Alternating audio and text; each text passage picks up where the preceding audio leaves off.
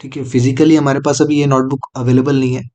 ठीक है, मैं घर पे छोड़ के आया था, वो अलग टॉपिक है। तो हम स्टार्ट करते हैं आगे की बात।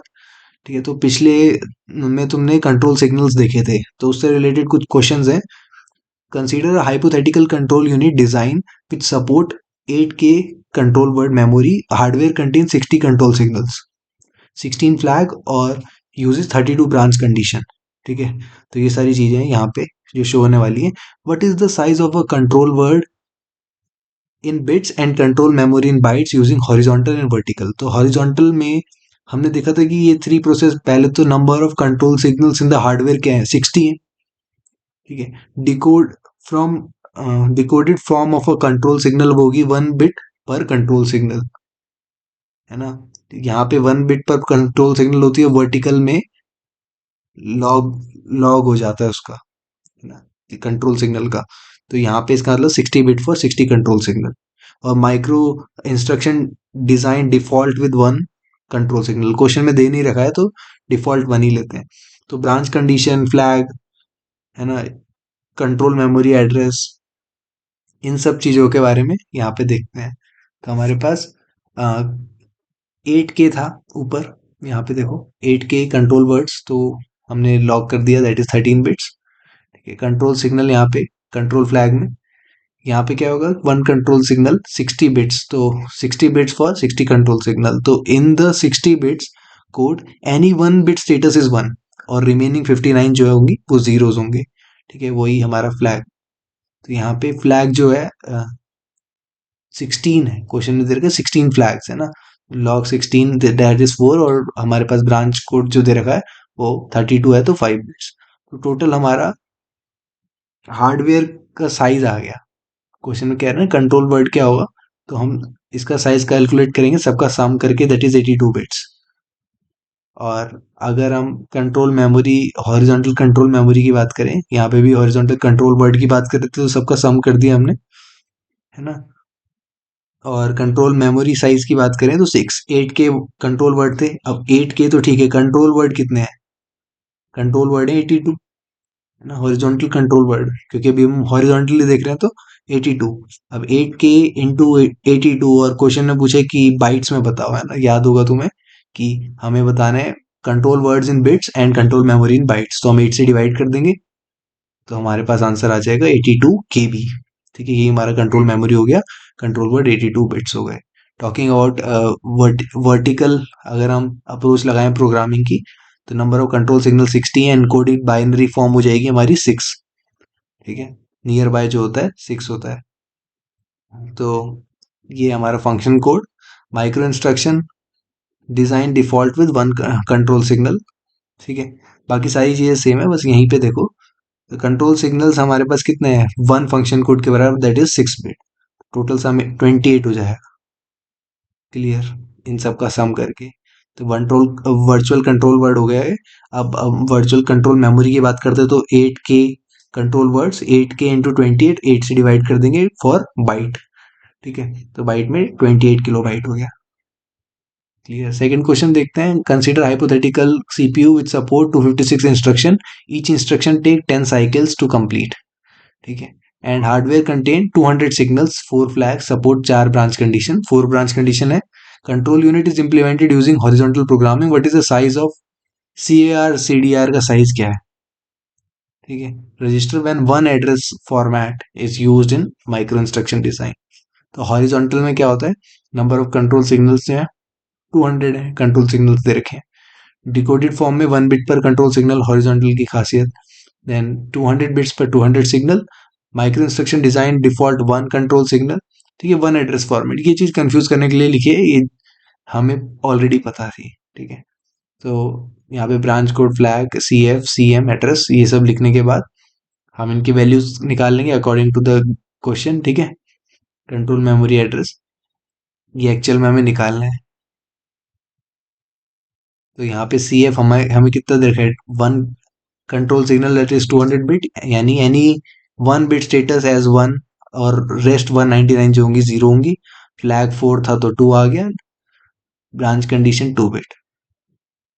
क्लियर, तो नंबर ऑफ इंस्ट्रक्शन, क्वेश्चन में कह रहे हैं कि CAR CDR निकालना है, तो इंस्ट्रक्शन इन सीपीयू जो है 256 है, क्वेश्चन में दे रखा है 256 सपोर्ट करता है। नंबर ऑफ साइकिल पर इंस्ट्रक्शन 10 है। देखो टेक 10 साइकिल्स, तो इसको साइकिल साइकिल पर इंस्ट्रक्शन बोलो या नंबर ऑफ माइक्रो इंस्ट्रक्शन पर इंस्ट्रक्शन, है ना। देखो total number of micro instruction जो हो जाएंगी, कितने हो जाएंगी, टू 2560 इन द सीपीयू। ठीक है, 2560 इन टोटल हो जाएंगी। और जब हम इसका कंट्रोल मेमोरी का साइज निकालेंगे तो 256 का लॉक करेंगे फॉर एड्रेस रजिस्टर कंट्रोल है ना। तो यहाँ पे 2560 का 12 बिट्स आ जाएगा। तो that's why C M address is 12 bits. तो इससे हमें समझ में आता है सी ए आर साइज हो जाएगा 12 बिट्स हो जाएगा। क्लियर। कंट्रोल मेमोरी एड्रेस की बात हो रही थी, तो एड्रेस रजिस्टर का साइज 12 बिट्स हो गया, हमने यहाँ से निकाला। ठीक है, और सी डी आर का साइज क्या होगा, इन सबका सम कर देंगे, दैट इज 216 बिट्स। एक हाइपोथेटिकल कंट्रोल यूनिट है जो सपोर्ट करता है 5 group of mutual exclusive control signal, describe below. तो ग्रुप्स दे रखे हैं, कंट्रोल सिग्नल दे रखे हैं, कितने बिट सेव होंगे वर्टिकल को यूज करने पे अगर हम हॉरिजॉन्टल को यूज करते उससे। ठीक है, तो कहने का मतलब है दोनों ही निकालो, उनका सब्ट्रैक्शन कर दो। तो हमने यही करा। हॉरिजॉन्टल में क्या है, हमारे पास S0, 0 से फिर 9, फिर 0 से 19 ऐसे करके देखो, है ना। 10 का होगा 0 से 9, 20 का 0 से 19, 0 से 29, समझ में आ रहा है ना, मतलब 40 के लिए 0 से 39। तो ये सारे ग्रुप्स है हमारे पास। हॉरिजॉन्टल में क्या होगा, डायरेक्टली जो जो हमारे पास कंट्रोल सिग्नल्स है 40 बिट्स 30 बिट्स, क्योंकि वन वन बिट पर कंट्रोल सिग्नल होता है हॉरिजॉन्टल में। वर्टिकल में सब लॉग आ जाता है ना। तो हॉरिजॉन्टल अब कंट्रोल वर्ड का डिजाइन देखोगे तो maximum bits possible when all groups are horizontal, है ना। तो इस पर्टिकुलर फेज में क्या होगा, इन सबका एडिशन हो जाएगा, that is 40 plus 30 plus 20 plus 10 plus 1, तो 101 आ गया। वाइल वर्टिकल में क्या होगा, सारे सबका लॉग करा गया, है ना। तो एटलीस्ट वन रिक्वायर्ड है, तो इसका आंसर 1 बिट होगा, ध्यान रखना इस चीज का। कभी कभी समझ नहीं आता कि ये कैसे आ रहा है। तो लॉग का जो प्रॉपर्टी होती है, या 80 ऐसे से देख सकते हो कि 2 की पावर 5 जो होता है वो 32 होता है, तो 5 बिट हो गया, है ना। 2 की पावर 4 होता है 16, मतलब मैक्स ज्यादा लेना है, कम वाला नहीं लेना। सिमिलरली 1 बिट हो गया, इसका सबका सम कर दोगे तो 21 आएगा। 101 माइनस 21 इज 80 बिट्स, तो this is the answer.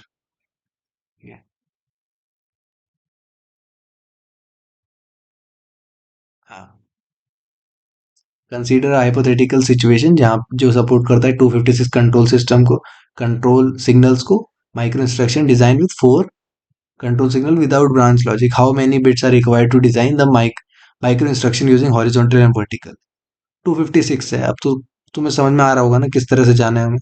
Question में कुछ दे नहीं रखा है हमें, ना ब्रांच कोड ना फ्लैग ना कुछ नहीं दे रखा, है ना। बस हमें ये बता रखा है 256। तो हमारे पास क्वेश्चन में इस बार एक अच्छी चीज दे रखी है कि माइक्रो इंस्ट्रक्शन है डिजाइन विद 4 कंट्रोल सिग्नल्स। तो 4 कंट्रोल सिग्नल्स दे रखे हैं, तो इस बात का ध्यान रखना, 4 कंट्रोल सिग्नल्स, है ना, आउट ऑफ 256 बिट्स। तो एनी 4 बिट्स स्टेटस जो है 1 है, बाकी रेस्ट 252 बिट्स हैं 0 है। ठीक है, तो ये 256 बिट्स हो गया, क्योंकि 250 वही है ना, 1 बिट पर कंट्रोल सिग्नल, तो 256 बिट हो गया। वर्टिकल में क्या होगा, 256 बिट है, तो हमारे पास इनकोडेड बाइनरी फॉर्म आ जाएगी, लॉग ले लेंगे। तो 2 की पावर 8 होता है कितना, 256, तो 8 बिट्स आ गया। तो यहाँ पे micro instruction design 4 micro control signal without branch logic, है ना। 4 के लिए विदाउट ब्रांच लॉजिक क्या होगा, यहाँ पे 4 into 8 बिट्स कर देंगे। क्लियर, तो आंसर आ जाएगा 38।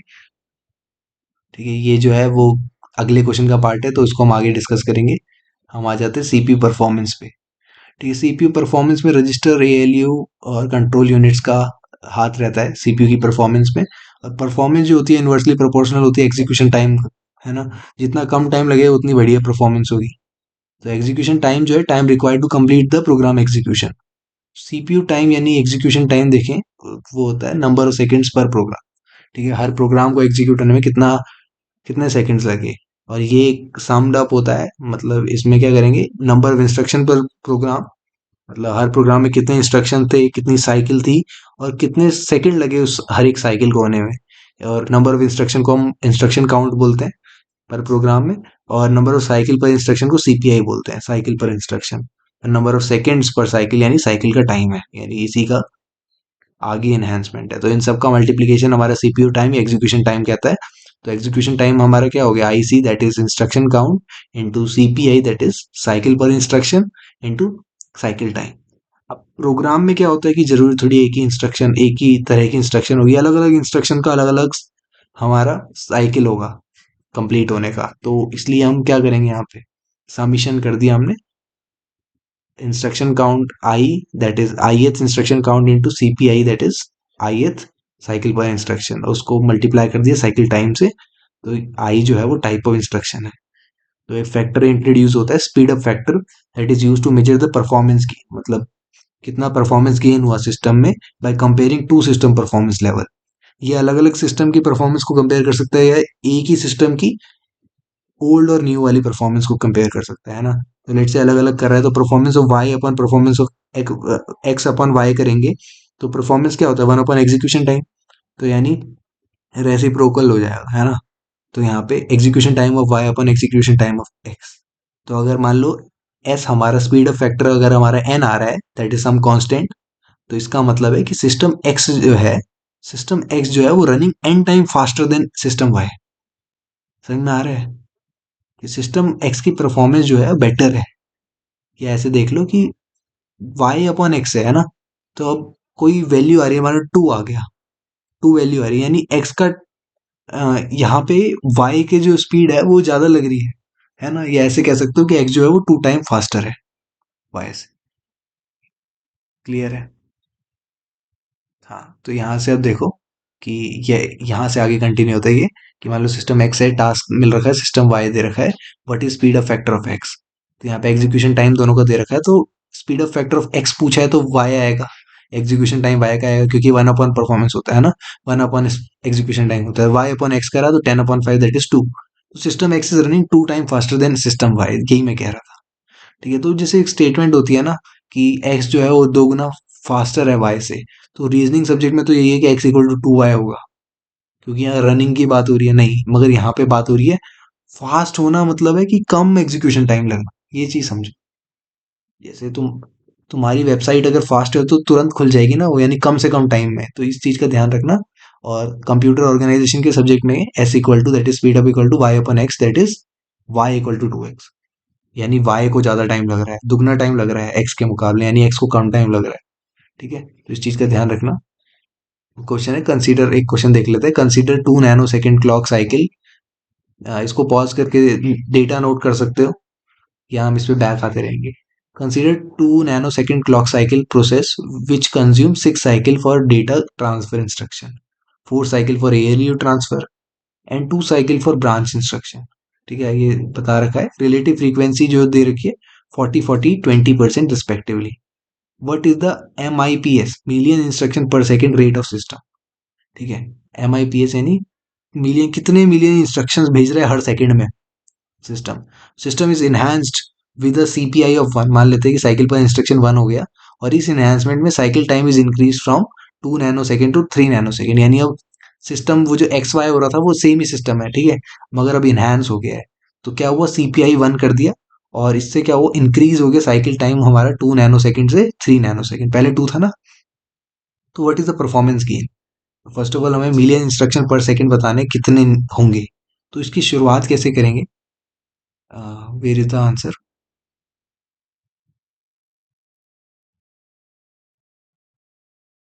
हम्म तो देखियो कि हमें मिलियन इंस्ट्रक्शन पर सेकंड बताना है, यानी एक इंस्ट्रक्शन कितने में करेगी, फर्स्ट ऑफ ऑल ये पता होना चाहिए ना, कितना टाइम लेगी, तभी तो हम बताएंगे कि कितनी इंस्ट्रक्शन एक सेकंड में जाएंगी।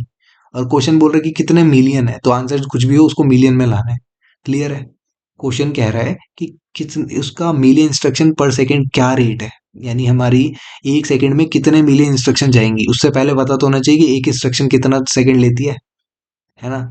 तो इसलिए हम क्या करेंगे, एवरेज इंस्ट्रक्शन एग्जीक्यूशन टाइम क्या होता है, सम अपॉन काउंट, एवरेज यही होता है। अब यहाँ पे काउंट 100 मान के चलेंगे, क्योंकि वो 40% 60 50% है ना, ये सब दे रखा है ना यहाँ पे। देखो 40% 20% तो मान के चलेंगे कि हमारा काउंट जो है 100% है, तो average equal to sum only. तो time required upon per program और number of instruction per program कर देंगे, तो ये क्या होता है, समेशन ऑफ आईसी बताया तो इंस्ट्रक्शन काउंट इनटू साइकिल पर instruction into cycle time upon में इंस्ट्रक्शन काउंट का समीशन। तो यहाँ पे 0.4 कहाँ से आया? 40% की वजह से, और हमें बता रखा था 6 है, ये देखो, है ना, इसलिए 6 साइकिल लगी डेटा ट्रांसफर के लिए, 4 साइकिल लगी एएलयू के लिए, 2 साइकिल लगी ब्रांच के लिए। यही चीज हमने यहाँ लिख दिया। 0.4 इंटू 0.4 कहाँ से आया? 40% को हमने इस तरह से लिखा, 40 को इस तरह से लिखा, 20% को इस तरह से लिखा, और 642 अभी दिखाया मैंने तुम्हें। साइकिल टाइम जो है 2 नैनो सेकेंड था, ये बात हो चुकी है।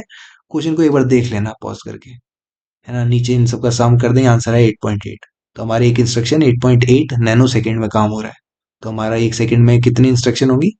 कर दो, वो यूनिटी मेथड होता है, क्रॉस मल्टीप्लाई कर दो, तो 1 इंस्ट्रक्शन अपॉन 8.8, इसको सॉल्व करेंगे तो नैनो सेकेंड होता है 10⁻⁹, तो ऊपर जाके 10⁻⁹ है ना, और ये 0.11363636 जा रहा था। तो अब इसको 10⁻9 को 6 करना है, क्योंकि मिलियन बनाना है ना, तो हम क्या करेंगे, 3 जीरोस यहाँ दे देंगे, तो 113.63 मिलियन इंस्ट्रक्शन पर सेकेंड। सेकंड क्वेश्चन पूछ रहे परफॉर्मेंस गेन का क्या चक्कर हुआ, तो ऐसे स्पीड अप होता है ओल्ड अपॉन न्यू। ओल्ड तो 8.8 था, न्यू निकालना है, न्यू में क्या हुआ, साइकिल तुम्हें क्या बता रखा था, सीपीआई 1 बता रखा था, है ना, साइकिल पर इंस्ट्रक्शन हमें 1 बता रखा था, तो हम क्या करेंगे, पहले 642 से कर रहे थे, अब 111 से ही करेंगे सबका, ठीक है, और 3 से मल्टीप्लाई कर देंगे, रीजन बीइंग क्योंकि 2 से 3 चेंज हो चुका है वो साइकिल टाइम, है ना, क्वेश्चन में दे रखा है। जो भी आंसर आया उसको हमारा, इससे समझ में आया कि हमारी स्पीड जो होगी वो 2.93 यानी ऑलमोस्ट 3 गुना हो गई, है ना। तो दिस वाज द क्वेश्चन। आगे बढ़ते हैं, दैट इज एमहर्स लॉ। एमहर्स लॉ क्या करता है, परफॉर्मेंस बताते हैं कि परफॉर्मेंस गेन क्या चल रही है, ठीक है। तो Amdahl's law state that the improve the performance with in a constant price limit which make the common case fast.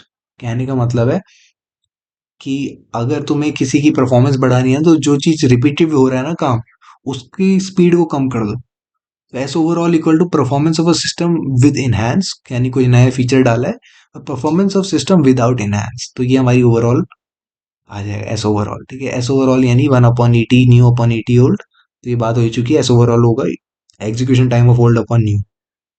तो सिस्टम न्यू में दो पार्ट होंगे, एक तो अनइनहैंस्ड पार्ट, यानी मान लो जो कम यूज हो रहा है उसको अनइनहैंस पार्ट है, और इनहैंस पार्ट किसको इनहैंस करेंगे, जो मल्टीपल टाइम्स यूज हो रहा है, यानी उसकी अगर हम एग्जीक्यूशन टाइम की स्पीड कम कर दें, है ना, तो वो जल्दी जल्दी एग्जीक्यूट हो जाए, वो तो इनहैंस करें हम उस पार्ट को। ईटी न्यू होगा ET of unenhanced part plus ET of enhanced part, ये जो नया एग्जीक्यूशन टाइम होगा वो दोनों का सम होगा। तो ये सेकंड इक्वेशन या फर्स्ट इक्वेशन है, ध्यान रखना क्योंकि आगे काम आएगी। तो ओल्ड सिस्टम में मान लो कि हमारे पास इंटीजर यूनिट है या फ्लोटिंग पॉइंट यूनिट है, ठीक है, तो दो दो सेकंड नैनो सेकंड लगा रहे हैं, मगर ये 10% यूज हो रही है, 90% of time floating point unit से यूज हो रही है। तो जब भी इन्हांसमेंट करेंगे, यानी ओल्ड से न्यू पे जाएंगे, हमारा ये तो 10% यूज है, तो ये रेयर है, तो इसको तो रहने दो 2 सेकेंड, 2 नैनो सेकेंड, ठीक है।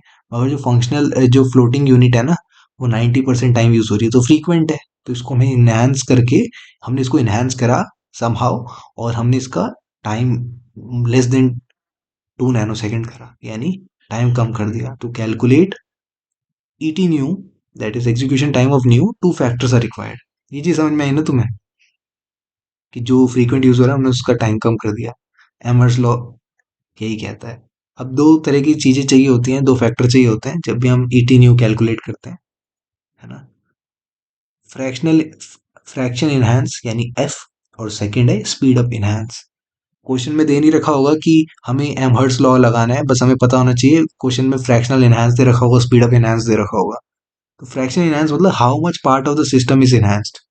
देख रहे हो ना तुम कि ईटी न्यू के लिए तुम्हें ईटी ऑफ अनइनहैंस्ड और ईटी ऑफ, ईटी मतलब एग्जीक्यूशन टाइम, है ना, बार बार नहीं बोलेंगे।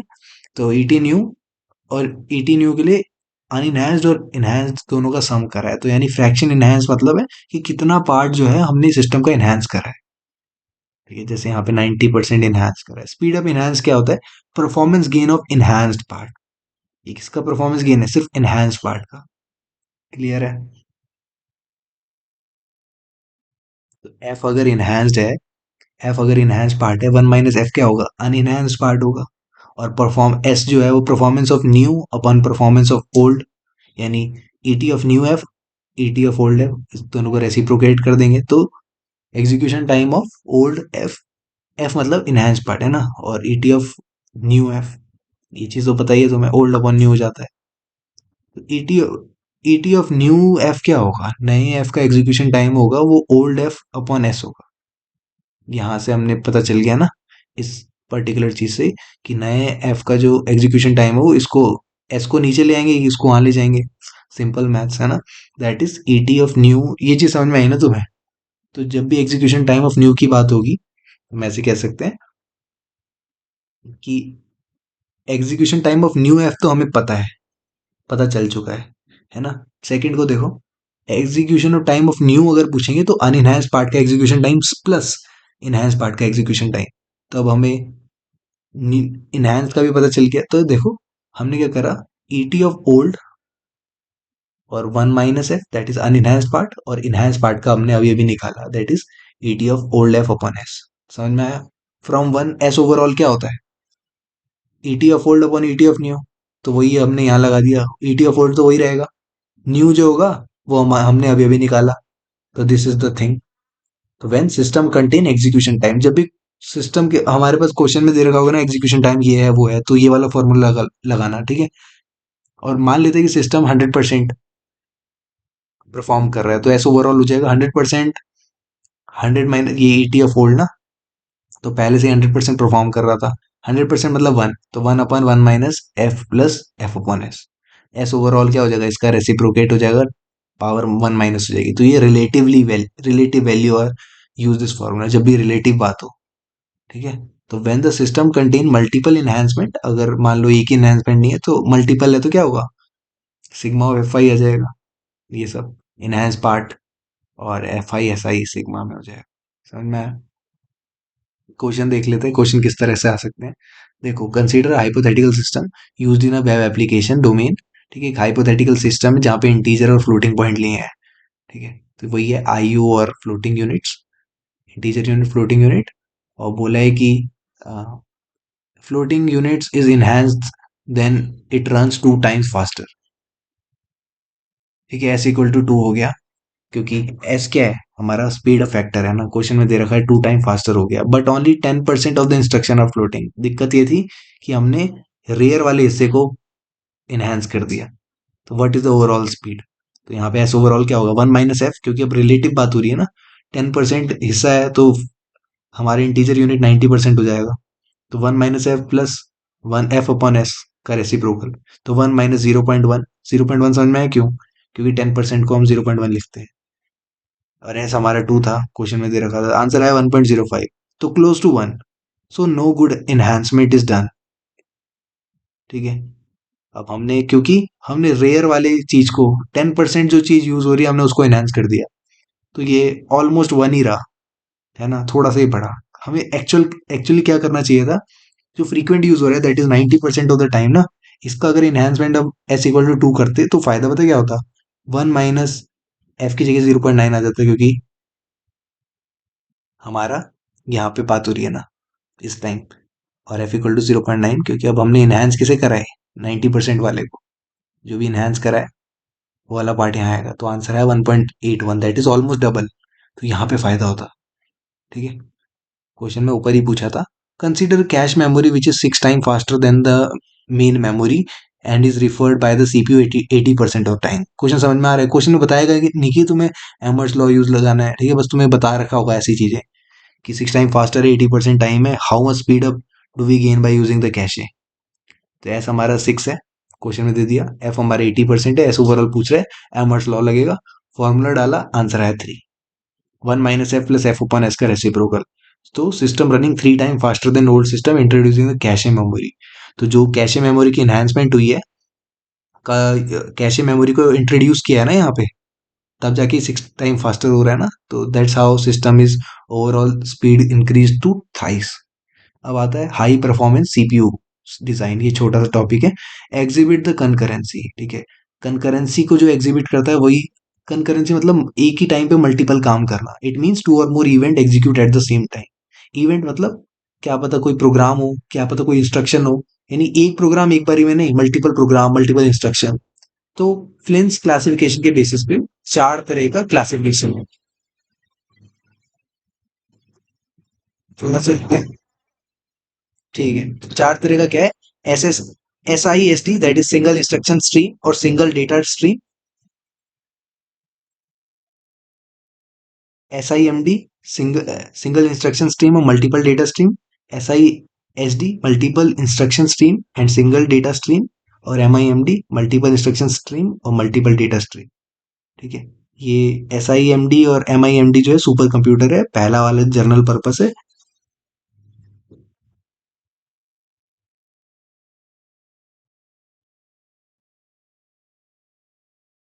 So sorry for the interruption. हाँ, तो हम कहाँ पे थे? कि ये थ्राइस हो जाएगा, है ना, ये तो हो गया था। तो मैंने बताया कि फ्लेंस क्लासिफिकेशन में हमारे पास हाई परफॉर्मेंस के लिए कंकरेंसी एग्जिबिट होती है ना। तो उस तरह की चार क्लासिफिकेशन है कंप्यूटर आर्किटेक्चर की, है ना। तो SISD, that is single instruction stream, single data stream. Single instruction stream, multiple data stream. Multiple instruction stream, single data stream. और MIMDs, multiple instruction stream, multiple data stream. तो इनमें से पहला वाला यानी सिंगल इंस्ट्रक्शन सिंगल डेटा, ये तो general purpose है ना। तो ये कंकरेंसी को क्लासिफाई नहीं करता है। कंकरेंसी मतलब एक ही टाइम में मल्टीपल काम होना। सेकंड जो है ये कंकरेंसी के लेवल का ही नहीं है, मतलब मैं दिखाता हूँ डेट, sorry, concurrency data level concurrency show करता है ये सेकंड वाला, ठीक है। मल्टीपल डेटा स्ट्रीम, तो डेटा लेवल पे कंकरेंसी मल्टीपल आ गया ना, तो डेटा लेवल कंकरेंसी होते हैं। ये प्रैक्टिकली नहीं है MIST, इसको भी डिस्कस करेंगे। देन ये आता है इंस्ट्रक्शन लेवल पे, क्योंकि यहाँ मल्टीपल इंस्ट्रक्शंस भी हैं, है ना। और इंस्ट्रक्शन लेवल कंकरेंसी। तो अभी हम शॉर्टकट चार जो मतलब शॉर्टकट मतलब शॉर्ट फॉर्म्स, ठीक है। जैसे CU is control unit, PU is processing unit, ये दोनों मिलके CPU बनाते हैं। MU इज मेमोरी यूनिट, मतलब आगे हम यूज करने वाले हैं इसका। IS मतलब इंस्ट्रक्शन स्ट्रीम, DES मतलब डेटा स्ट्रीम। तो एक एक करके देख लेते हैं सब कुछ। SISD क्या है? कि no concurrency first of all, ठीक है। तो यहाँ पे सिंपल है, CU PU होता है CPU के अंदर। यहाँ से मेमोरी यूनिट से इंस्ट्रक्शन गई ऐड की, तो CU इस इंस्ट्रक्शन को PU को देगा, तो प्लस होगा और डेटा आगे पता चल जाएगा, ठीक है। आगे डेटा स्ट्रीम, इंस्ट्रक्शन स्ट्रीम पता चल जाएगा। तो ये क्या है? Simple implemented as an uniprocessing system, यानी जो 8085 8086 माइक्रो प्रोसेसर है वो इसी का यूज करते हैं अकॉर्डिंग टू वॉन न्यूमन, ठीक है।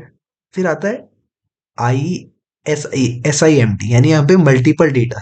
तो यहाँ देखो, CU तो एक ही है, PU अलग अलग है ना। CPU के अंदर PU बहुत सारे हैं, एक ही कंट्रोल यूनिट एक ही रहेगा, ठीक है। अब यहाँ से क्या हुआ कि ये मेमोरी यूनिट है, यहाँ से हमारा इंस्ट्रक्शन गया और डेटा जो है वो अलग अलग मेमोरी यूनिट्स को पास ऑन हो गया।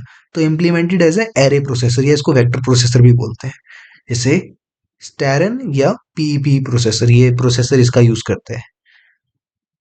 MISD यूज नहीं होता प्रैक्टिकली, रीजन भी यहाँ पे CU PU जो है, CPU1 CPU2 CPU3, ये अलग अलग CPU है। इंस्ट्रक्शंस जा रही हैं बहुत सारी, मगर डेटा स्ट्रीम एक ही MU को मिल रहा है। तो यहाँ पे मल्टीपल CPU तो है, but behaviour wise uniprocessor होता है। एक बार बताओ, जब हम इतनी इम्प्लीमेंटेशन कर रहे हैं तो तुम चाहते नहीं हो कि ये सुपर कंप्यूटर बने या कुछ बढ़िया काम करे, है ना। ये ये तो इस तरह का हो गया कि तुमने पीछे बहुत सारी पाइप से पानी मंगवा दिया, मगर आगे नल का एक ही है। नल अलग अलग भी तो लगाओ, समझ में आ रहा है। सो ये आर्किटेक्चर इम्प्लीमेंट नहीं होता, ठीक है। फिर आता है last, that is instruction level concurrency. अभी तक डेटा हमने देखा, दैट इज एक तो हमने यूनी प्रोसेसर देखा, फिर हमने वेक्टर एरे प्रोसेसर देखा, फिर डेटा, है ना। तो यहाँ पे सिस्टम डिजाइन में क्या करते हैं कि CPU अलग अलग है, साथ में MU भी अलग अलग है। तो यानी हर एक इंस्ट्रक्शन स्ट्रीम जो जा रही है वो CPU से इंस्ट्रक्शन स्ट्रीम PU को दे रही है, यानी प्रोसेसिंग यूनिट को, और वो आगे जाके डेटा स्ट्रीम्स अलग अलग MUs को दे रहे हैं। तो ये यूज होता है क्रे प्रोसेसर या साइबर प्रोसेसर में, ठीक है। तो अभी टॉपिक 12 यानी कि अगली वीडियो में डिस्कस करूंगा, मगर अगली वीडियो में जाने से पहले एक बात बताओ कि ये अलग अलग प्रोसेसर लगाना, अलग अलग मेमोरी यूनिट्स लगाना, ये महानता का काम नहीं है। महानता का काम वो होगा यानी उस चीज को प्रेज करा जाएगा जो कम कम रिसोर्सेज का यूज करके बढ़िया से बढ़िया काम कर दे। यानी जब तुम इतने सारे रिसोर्सेज का यूज कर रहे हो तब सुपर कंप्यूटर बन रहा है, दैट इज ओके। मगर क्या हम अपने सिंपल से SISD में कुछ ऐसा कर सकते हैं कि उसकी स्पीड इंक्रीज हो जाए, है ना? तो वो चीज हम देखने वाले हैं पाइपलाइन में, कि हम पाइपलाइनिंग करते हैं जिससे कि हमारा कम रिसोर्सेज का यूटिलाइजेशन हो और स्पीड फास्ट हो जाए, काम जल्दी हो जाए। तो ये हम देखेंगे टॉपिक 12 में, दैट इज नेक्स्ट वीडियो। ठीक है, तो आज के लिए इतना ही, और थैंक्स फॉर वेटिंग, और सॉरी तुम्हें बीच में नॉइज डिस्टरबेंस वगैरह आई होगी।